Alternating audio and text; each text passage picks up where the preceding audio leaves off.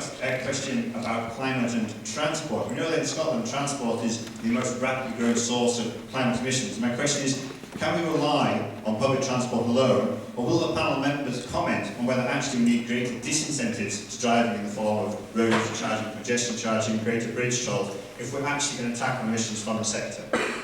Policy are you going to back this time on the bridge though and the tolls? Are you going to do what you did in Dunfermline? Are you going to do what you say nationally occasionally? Which U-turn are you going to take? You're mentioning all about railways. What about motorway extensions, M74 extension? I think you had something to do with pushing that through. Having gone to hustings meetings for over 60 years, and half the people here have never been at all, just to say, I declare that to date this is the poorest hustings meeting I have ever been to. My father told me when I went out into the world 65 years ago, don't ever forget that the worst disease in the world is a big head, and you will find that many politicians have it. Many politicians today do not have the worst disease in the world. Many of them are simply ignorant about how ignorant they are. Is there any chance for more, or actually some cycle lanes, explicit cycle lanes, to get to work, not just for leisure? Stuart here, Friends there, Scotland.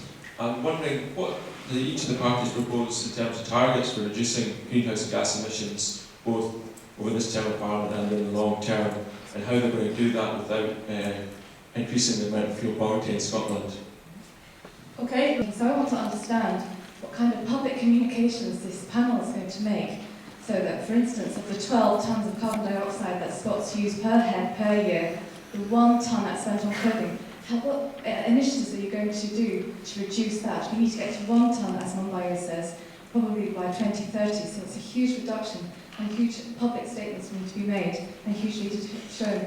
I'd like to understand your response to that, please. Okay. We've had the politicians here castigated tonight. I'm going to castigate the chairwoman in terms of some of the stuff that she's written in the press in relation to wind farms, particularly in relation to her cycle journey in the Western Isles. People don't want these onshore wind farms for a very good reason. A, Scotland's landscape is very important to us, but I'd say to the politicians tonight, in terms of onshore wind, if you're looking at further expansion of onshore wind, such as Leslie Riddick's suggesting, you better believe that if you go above 20% of our energy supply, as is coming out within the evidence at the Bewley-Denny transmission line inquiry, in the first week of January this year, the lights would have gone out if we'd had any more than 20% of our supply of electricity coming from wind.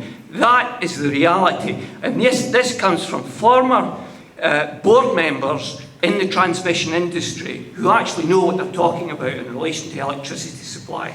Okay, Mr. Finney, I'm interested in your comments about the public's opinion. Could you please explain why that didn't come into account with the M74, but it does in this case when we're talking about climate change?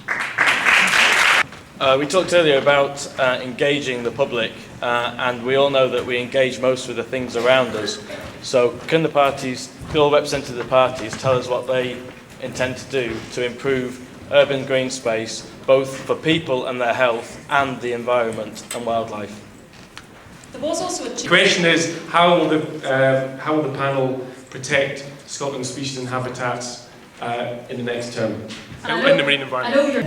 Mr. Finney, if you're so passionate about these kind of marine issues, why are you the single biggest stoppage in the Community of Arran Seabed Trust proposal for a no-take zone for scallop dredgers in Lamlash Bay? It has community support, it has local authority support, it has cross-party support, it has government agency support. The only thing that is stopping it is you and your officials.